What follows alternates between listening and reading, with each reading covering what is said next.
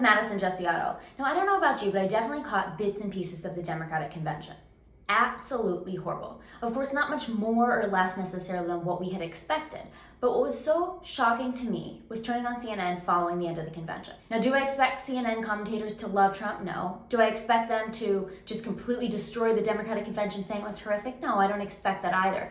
But I do expect somewhat realistic commentary. I don't know if these people are living on another planet. I don't know if there is absolutely no integrity left in journalism on some networks. But they had a commentator on there saying that he sincerely believed this was the most effective convention out of all 11 conventions that he had covered in the past or been a part of. This is a joke, guys. You turn on this convention even for a minute or two, you know this wasn't effective. Joe Biden, I didn't even know if he was going to make it through the speech. It was really, really rough to watch. Of course, there were some good speeches sprinkled throughout. There's some great speakers like President Obama, who's very charismatic, gives a good speech. But the reality is that you look at the Democratic Party as a whole right now, and there's not much that they have to offer. And this convention didn't change many people's minds on that. I mean, they didn't put forward significant policy proposals that we hadn't heard of before. They didn't focus much on policy at all. I mean, what do they have that's going to benefit us more than what Trump can provide to us?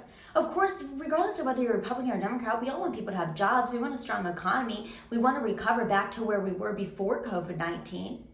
And I don't see how Joe Biden and Kamala Harris are going to do that. And that convention didn't tell us that either. So it's really shocking to me that we have Democrats able to go on and say that this was so effective and it was so great, when you and I both know it was not. Even if you hate Trump, that was not a great convention. I mean, these are people who significantly have gone so far to the left that it's unrelatable to the average voter.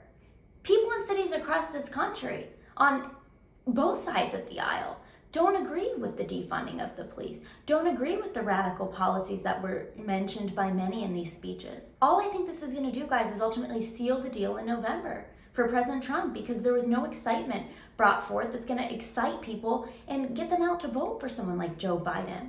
I mean, do you see Joe Biden supporters anywhere you go? I don't, but I see Trump supporters everywhere I go. So, we're 70-ish days away from November 3rd, and I think there's a lot of explaining the Democrats are going to have to do if they have any chance of this, and I don't think they do.